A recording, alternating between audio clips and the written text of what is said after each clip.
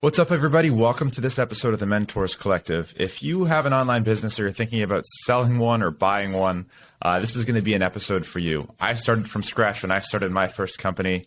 I also worked remotely for a long time, and we're going to be discussing all things related to that. You don't necessarily need to start from scratch. And to address this topic, I've got a special guest.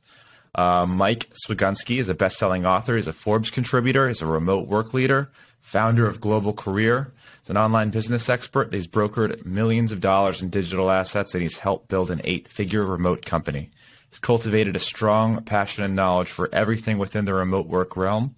And after more than a decade of working remotely and internationally in more than 85 countries, Mike's built a unique 360-degree view of the remote workforce. Loves sharing his passion for online business with others. Michael, I'm super excited to talk to you today. We've got a lot in common here, a lot of common ground. I'm excited to learn from you about brokering online businesses and about your travels. I'm passionate about all the above. So thank you so much for taking a few minutes with us today and speaking with me. Yeah, Jay, thanks so much for having me on. I'm stoked to talk about this as well. This is like my bread and butter. These topics are what I love talking about and helping others kind of save time on their journey. So it's kind of sharing the knowledge that I wish I had 10 years ago when I was getting started. Absolutely. And that's what this is all about, right? Having a conversation that hopefully helps some other people not make some of the same mistakes we did. And hopefully I can learn a little bit about, from you about the brokering of online businesses. As I just mentioned, I've started several, never exited out of any of them. I started them all from scratch. So hopefully I can take a few things away from this. And I know the audience will too. And that's what this is all about. So Mike, why don't we get started? Tell us a bit about how you became, at one of the leading online brokerages of online businesses, and how do you do it remotely? So essentially I was living overseas, and I kind of had the first 5 years of my nomadic journey. I was just showing up in locations, finding local jobs. So my first job out of college, I was teaching financial economics at a university in the Czech Republic. And that was kind of the light bulb moment for me, where I was like, okay, I can continue advancing my career while still, traveling the world, doing what I love. And eventually that would go on to shift into remote work, where I landed a remote job for a few tech companies, was doing marketing and sales for them. And essentially, remote work is a one-way street, which about most of the world is figuring out. They don't want to go back into the offices, and that was the same for me. So building a online business brokerage was such an interesting task, because there was nobody else really doing it. There was the traditional M&A firms who were buying more large assets. So the micro assets are going to be usually anything under $10 million.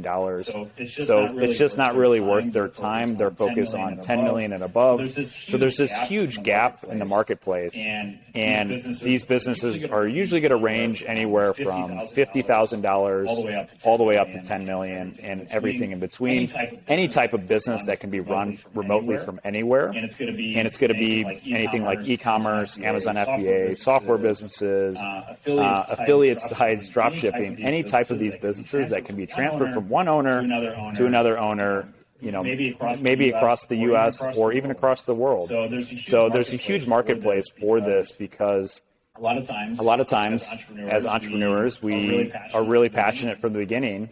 We build a business, start making money, but our passion runs out. We want to exit the business and put that capital towards something else, put that time and energy and headspace towards something else. And essentially, building one of the world's largest brokerages was definitely a team effort. Started with around 4 or 5 other people, and built it into a brokerage that's now doing around $300 million in total deals, which is crazy. The whole industry has absolutely exploded over the past couple of years with a lot of traditional money getting into the space. Yeah, that's super impressive. And I'd love to kind of attack this from both a buyer's and a seller's standpoint, so we can offer value kind of from both ends here.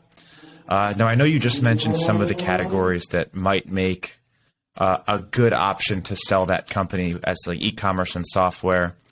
So if you own, X company, X type of company, what makes a company qualified to be able to be listed on this and make it a good purchase for someone who's willing to buy it? Yeah, so the normal qualifications to get your business listed are it needs to be making at least $1,000 on the very minimum in profit. So after all of your expenses, essentially, some business owners will charge random stuff like a salary, everything under the sun to make it tax deductible. But anything that a new buyer needs, the essential stuff to run the business, once you take all of that away, you'll get your net profit.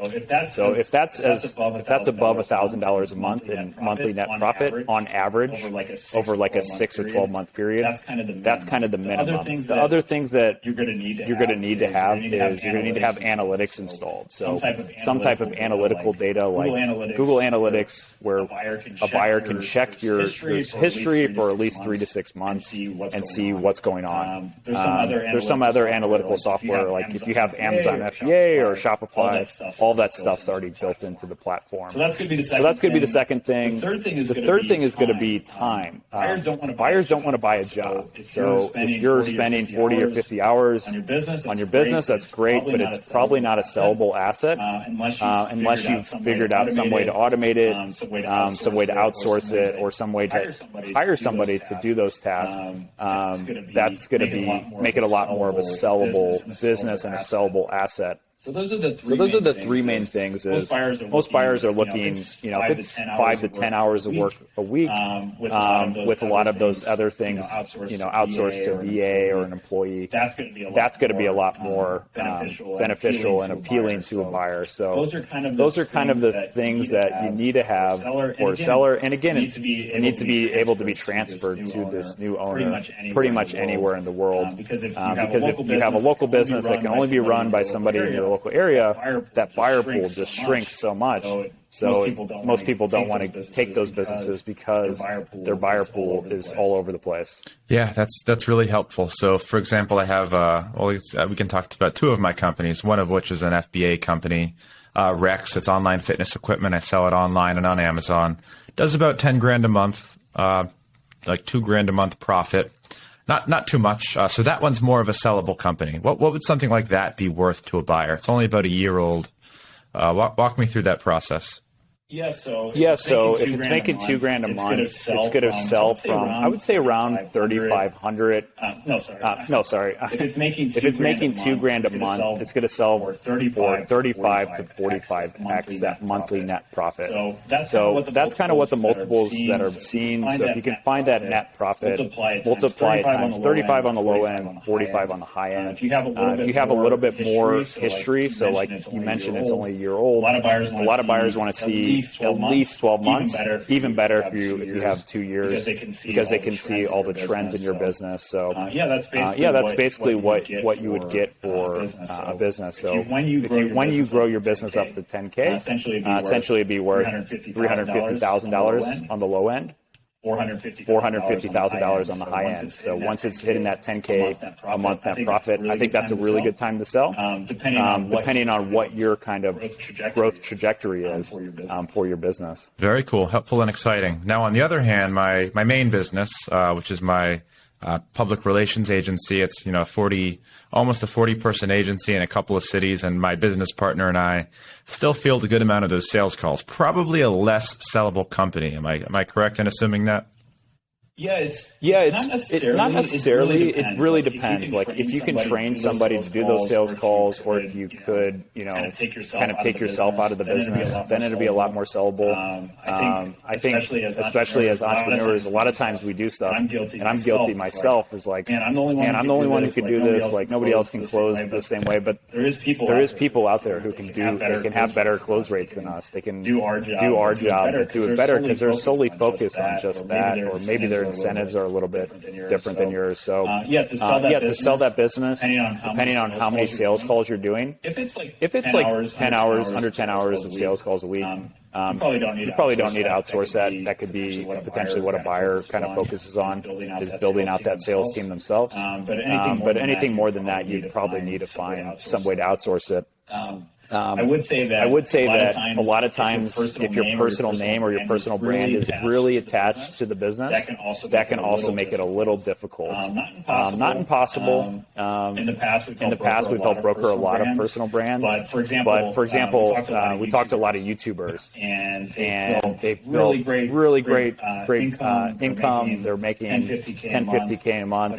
But it's just almost impossible to transfer that business because people are subscribed to the face. To subscribe to you, unless it's some type of channel where the person isn't showing their face. They have like a voice actor that you can hire. But even in those cases, it can be a little bit harder to touch than the traditional business. But I would say right now, Amazon FBA space is going really hot. So if you have an e-commerce business, a Shopify business, an Amazon FBA business, those multiples within the past year have gone up from 24 to 30x to now like above 40. So it's really going in the right direction where a lot of these big aggregators are building billion-dollar funds to buy these types of businesses. So it's kind of really exploded over the past year, and I think the multiples make it right now a good time to sell. Very cool. We'll definitely have that conversation on a separate chat, but getting rid of my my e-com company. So very cool. That's definitely really helpful. And for a lot of people who do get bored with their businesses, because we're all guilty of it, especially as entrepreneurs, wanting to do so many different things. So it's a good thing to know the kind of the way out, and it can fund your next venture, fund your next idea. And that next idea might be something that you buy, right? And then we can kind of transition into the other end of this, which is why buy a company instead of starting it from scratch? What are the perks? Who can buy it?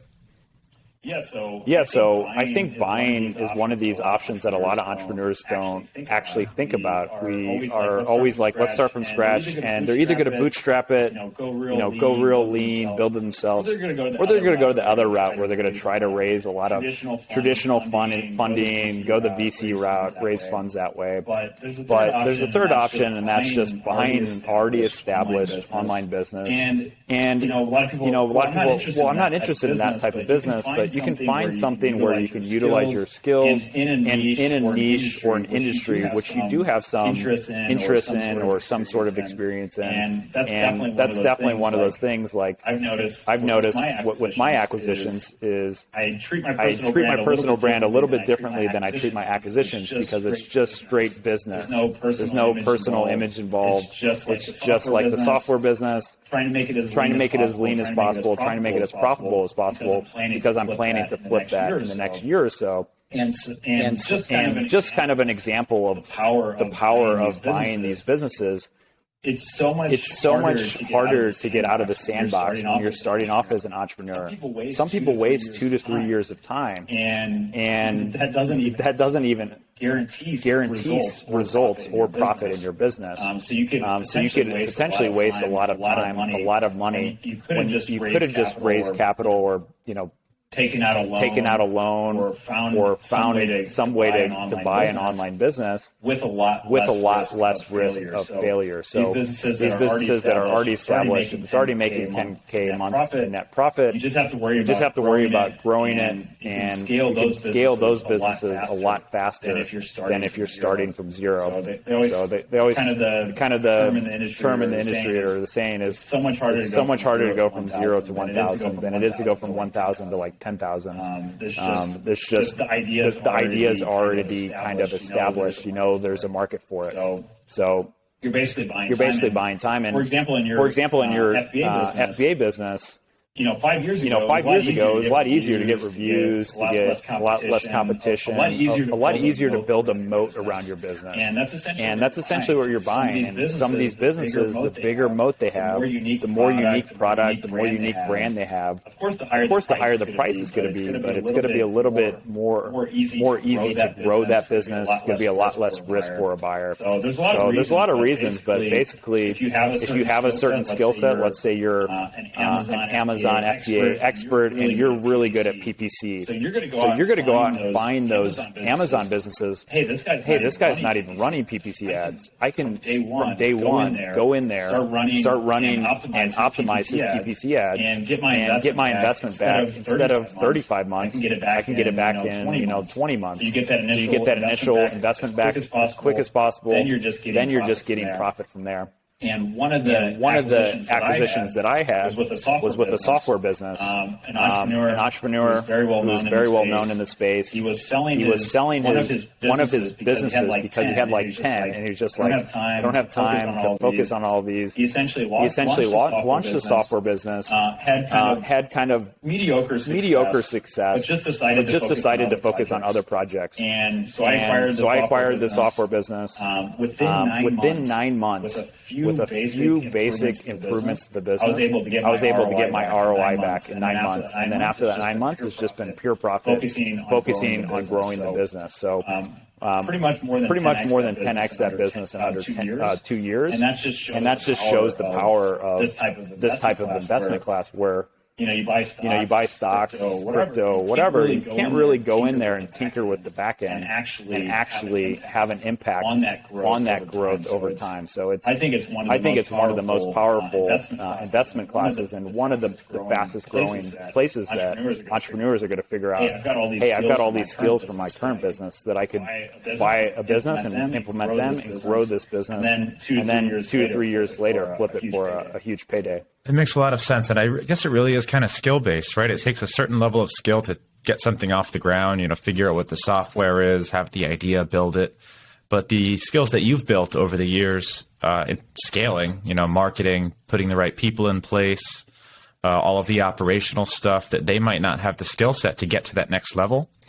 You might be the right guy to come in and take them to the next level. And it's typically, I'm sure, experienced entrepreneurs that are going out buying these companies. They're not cheap in most cases.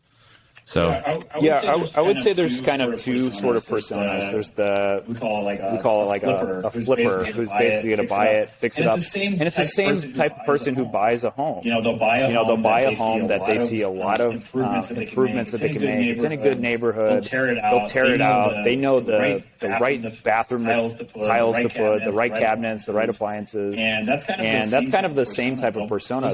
They'll see an opportunity in a business, and their skill sets will be able to greatly improve that. The other type of person is kind of the person who's just looking to replace their day-to-day income. Maybe they have some online skills, but they might be new to the space, where essentially the seller can train them on what to do to maintain that business. So after 30 months, they're just getting profit. So their investment has come back after 30 months. They're just getting that profit, and they're kind of replacing their income. Maybe they're doing a few minor tweaks to try to grow the business a little bit more. But they're not doing anything drastic to really that would potentially risk the business. They're just looking to kind of buy, hold, and replace their income with these businesses. So there's a few different types of people that are actually buying these, and it really depends on what you're looking for, how much money you have to invest, and kind of your skill sets. So walk me through kind of like the marketplace. Can you just go through like you would on Amazon and see like a list of softwares and Amazon companies for sale, what they're generating, what they're worth? So the biggest curated marketplace and the brokerage that I helped build is called Empire Flippers. And anybody in your audience that's looking to buy or sell, I offer free help. If anybody's looking out there, they can reach out to me. I'm sure you'll leave a link somewhere in the show notes, but if you go to empireflippers.com, you can essentially view their marketplace. You can see probably more than 100 different businesses. They show how much traffic's coming there, a little bit of insights about the business, how much profit, how much revenue they're making, and then just more about like what type of business it is. So that's the curation is the key. There's a lot of other platforms, and I won't name them, but Similar to Craigslist. You can just go on there, say your business is making whatever you want to say that day, and essentially it's up to you to kind of figure out how to verify. And a lot of people get scammed on those brokerages or marketplaces that aren't curated.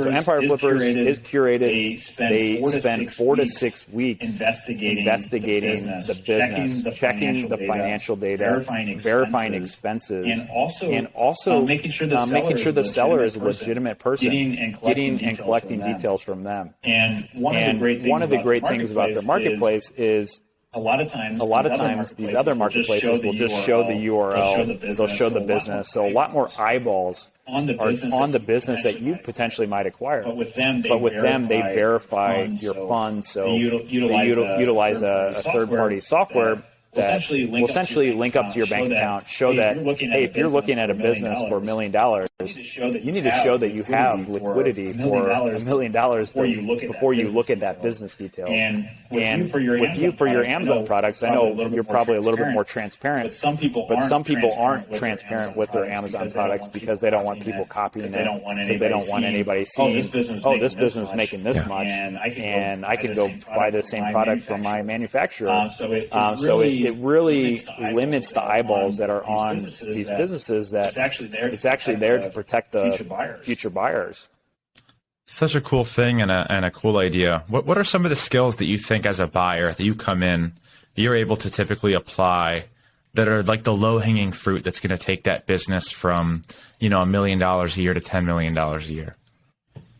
So my personal skills, it's really going to vary on each industry. So my background's with digital marketing, a lot of email automation, a lot of Facebook ads and PPC.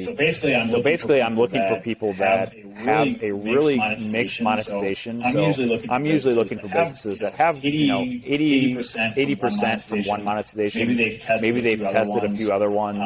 But I'm looking to add even extra layers. So maybe they haven't used Google Ads or something, and they're getting a ton of traffic. So from day one, I could install Google Ads on this website, and because they're getting so many page views, I can calculate, hey, with Google Ads, it's going to get this much. But with Mediavine, which they never tested, I can get double the amount of Google Ads. So there's just kind of looking at these businesses, seeing what the opportunities, seeing what they've tried, and a lot of times it comes down to a few simple things, like with my software acquisition. I did a few very simple changes. And the first one was, I was like, hey, did you test the prices of the software product? And the person's like, no, we just launched. We didn't have time to test it. He was busy doing other stuff.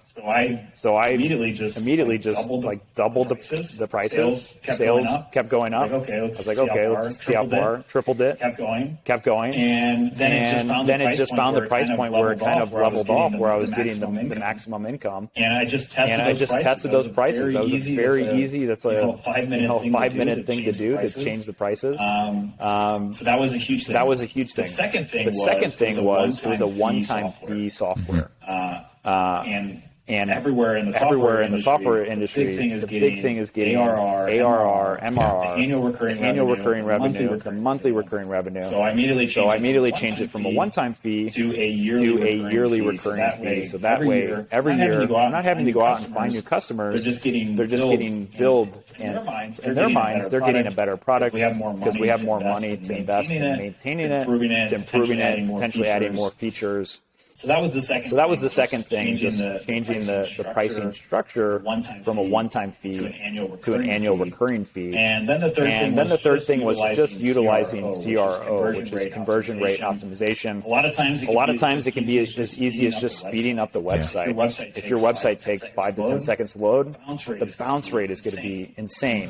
And Google's not going to rank your website if every user that's going to it leaves in 10 seconds. So reducing the page speed is one of the biggest hacks for improving your SEO. But also just looking at the website, there's a lot of things you can split test. But this business wasn't getting a ton of traffic. So I just implemented some of the well-known CRO practices. Adding more buttons, adding more testimonials, making sure there's not a lot of other buttons for them to click out of. So it's just kind of a more linear path to actually buy the product. So these are kind of all the tricks that I've used, and a lot of them were fairly easy, but of course it took years and years to kind of figure out what these best practices are and how to actually grow the business. And I would say the last kind of big change that I did was putting this business on other marketplaces. So there's marketplaces like AppSumo,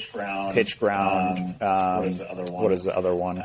I'm blanking on that. But there's a few of these other marketplaces where you can essentially they do all the marketing for your business. You just upload your product, and they get a little discount. You get about 80% of the profit. So kind of using that as a way to really grow this business. Those four ways have really expedited the growth of this software business. That was an awesome little marketing blurb for anyone out there in software. I also love AppSumo, and it's kind of amazing once you kind of go into someone's business who's not a seasoned marketer and how much low-hanging fruit there really is. We're new to the Tampa area and recently just started working with a friend who opened a gym and is doing absolutely nothing. His website is horrible. He's not doing any advertising. He's listed on one place. He came in and how easy it was for us to make such huge changes in his business was crazy. But just local SEO alone could like 10x as big. Yeah, anyone with a local business, contact your local marketer or hit us up. That was awesome. Definitely going to be checking out. I'm actually on this website right now, Empire Flippers. I'm going to do some digging. But I did want to spend a few minutes with you because I actually lived kind of the digital nomad life for a while there. It's actually, I was in medicine for a long time, left medicine, just felt so anchored and boot and chained down to what I was doing. And I'm a huge traveler. There's so much in this world to see and to do. And I know one of the reasons I chose entrepreneurship, and I'm sure this applies for yourself as well, is the freedom to be able to pick up, go to a new places, meet new people, and just be unchained. So what has that journey been like for you? You know, where have you found a good place to settle in? Do you stay in one other country? And running businesses from countries in other time zones, have you found that challenging? So to answer the first question, I'm currently based overseas in Tbilisi, Georgia, the Republic of Georgia, which is close to Turkey, Armenia, Azerbaijan, and Russia. It's just a hidden gem here, and I absolutely love it. So came here for a month during COVID kind of started and everything started locking down. Luckily loved it here, so decided to just make this the place where we rode out, the past year of the pandemic. So just kind of fell in love with the place and decided to make this the main hub. And I would say for anybody looking to do this, I think a lot of people start off with the mentality that I'm just going to move around every month for a while, and that works out for a while, for maybe 6 months. Maybe a year. But eventually you kind of want to have a routine. You want to have friend group. You want to have a little bit more of roots. And so I always recommend people to do that kind of initial part where you check out your top 3 potential places.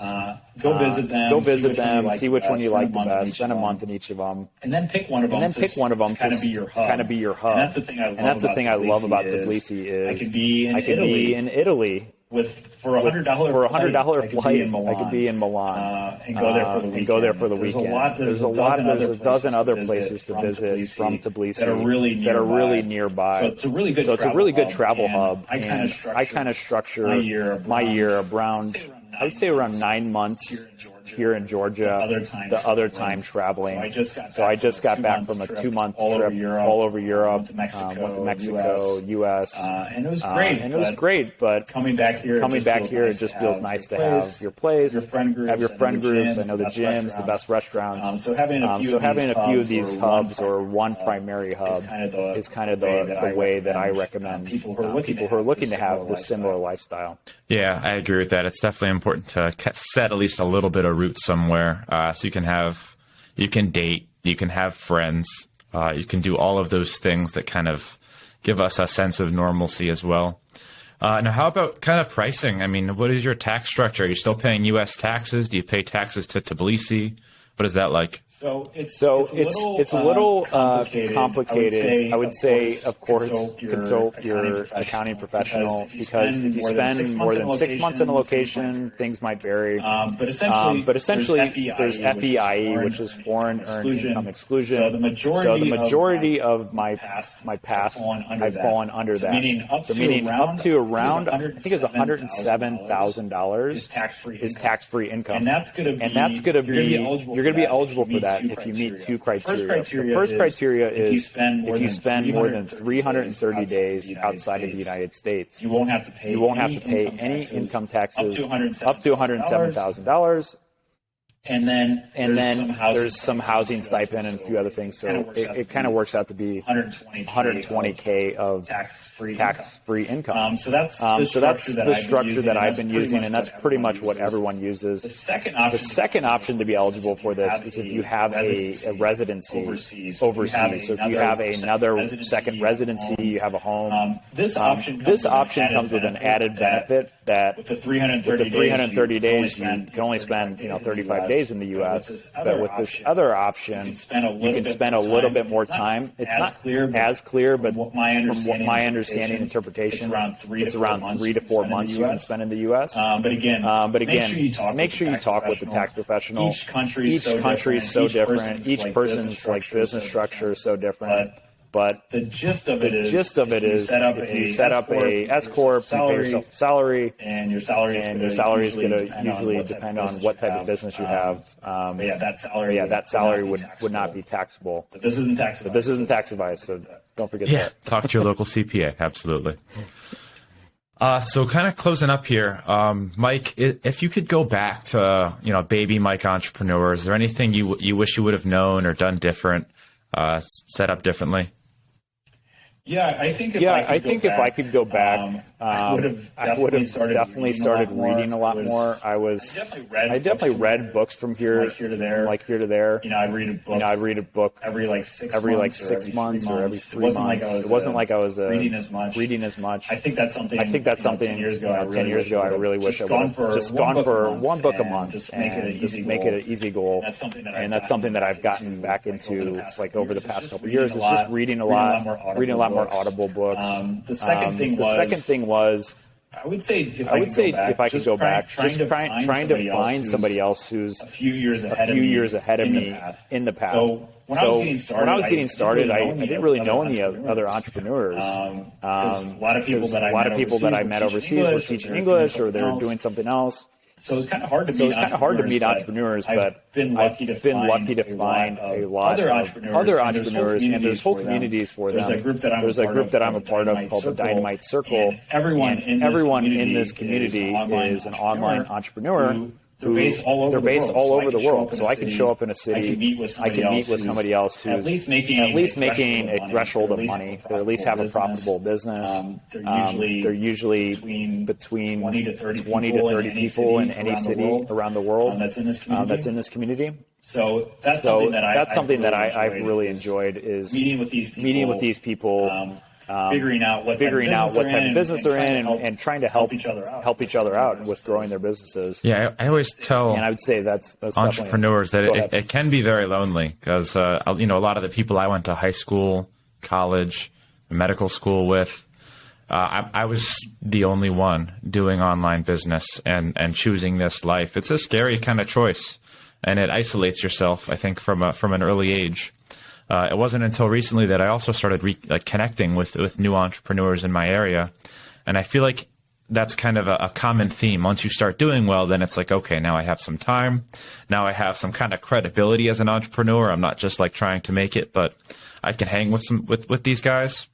But it's hard. It's hard to find those people. So, where did you do it? I know you talked about the Circle. Is that an online Facebook group? Is it a paid mastermind? Yeah, so the Dynamite Circle, the guys, Dan and Ian, they run the Tropical MBA, which is another great podcast about entrepreneurship. Essentially, they have a paid community. It's a forum, and they have like a Discord group. They have events in the U.S. and Asia. I think the next event's happening in Mexico. But basically, these events usually have 400 or 500 people. The forums are really active because it's people that they're not looking to get anything out of it. They're just genuinely sharing what they've learned, and from anything from business stuff to personal stuff, banking tips, anything in between. So it's a really great community. And I would say if you can't find a community like this, if it's not a good fit for you, then you just kind of want to build your own community. And that's what I've done in the past, where I would hold events.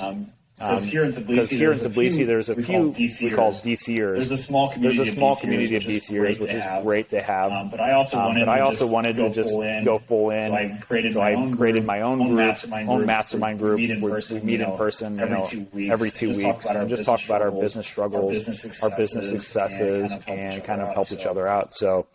If you don't have the community that you're wanting for, you got to go out and create it. Yeah, amen to that. And it's important to find a community. If you do have any links or anything like that to communities where people can check out, we'd love to post them in the show notes here. But we can exchange afterwards. So you mentioned reading as one of the most important things that you would go back and do, and something important that's part of your life right now. Give me some of your top book recommendations that you think people should absolutely non-negotiables need to read.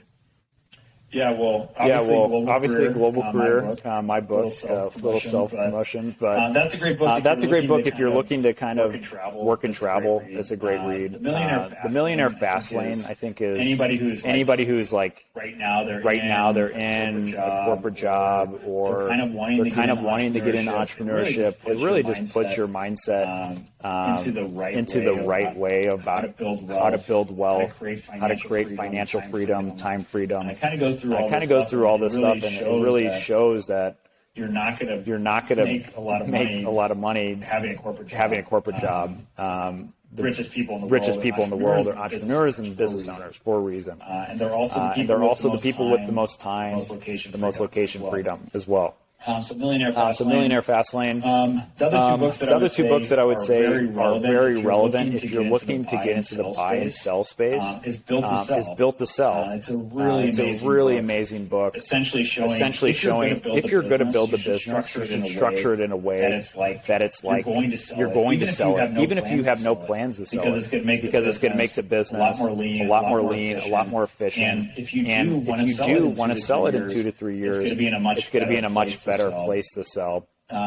Other than that, there's another book called Buy Then Build. It's a little bit older. It's about kind of these micro acquisitions that we were discussing. A lot of great tips out of there. I would say the macro viewpoints are really spot on. Some of the micro stuff is a little outdated about like SBA lending, which is definitely still possible, but the Small Business Administration will do loans for small businesses, these online businesses. But there's so much paperwork and red tape that a lot of sellers aren't interested in that, because they got to get all their tax data together and all their other types of forms when they're getting offers. They're selling their businesses without any of this, in 30 to 60 days. So they don't want to go through a lengthy process, and it just makes things a little bit more difficult to find that funding. So I'd say that's probably one of the bottlenecks in the industry. Is there's a reason people buy houses, because they can get a loan from a bank. It's a little bit harder to get a loan to buy an online business. Not impossible, but there's definitely some industries kind of developing in that space. Very cool. Thank you for those book recommendations. Most of them I have not read, so I'll be sure to check out. I'm a big reader as well. And Mike, for people who want to connect and follow your journey, follow your travels, I checked out your Instagram. You've got some really cool travel pics on there. Where's the best place to connect and follow what you're doing? Yeah, so I would say the best place to go is globalcareerbook.com. That's got a link to my book, a link to all my social media, and everything. If you want to get in touch, if you're interested in buying or selling, I have a buyer acquisition program that essentially I help people find a deal, negotiate a deal, and then outline a growth plan for them to kind of have a similar acquisition like I've had, where they can just take these tips. I kind of lead you through the process of buying that. And then on the flip side, I help sellers exit their business. There's no real fee associated with that. But essentially, I help you get more money in an exit. So I've helped a recent seller. He was getting offers for around $340,000. But after working with me, he was able to get around $650,000. So a substantially more amount of money when selling his business. So that's kind of the value add that I have with that. So love that. And I'll drop all of those links in the show notes here for everyone listening. Again, Mike Swigunski, thank you so much for joining me. And if you guys found this episode helpful, learned anything, be sure to subscribe, drop 5 stars, and check us out on social media. Mike, thank you so much for your time. I learned a lot. Hope the audience did too. Thanks, Jay. I really appreciate it. It was really great talking with you. Don't hesitate to get in touch if I can help you in the future.